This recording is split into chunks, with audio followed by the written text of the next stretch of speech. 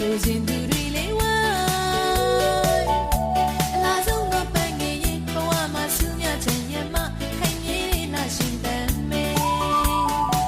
ဆူလီများဆူတာခံနိုင်မလားအာဟာအာဟာကျိုတင်ကစိတ်ကူးထား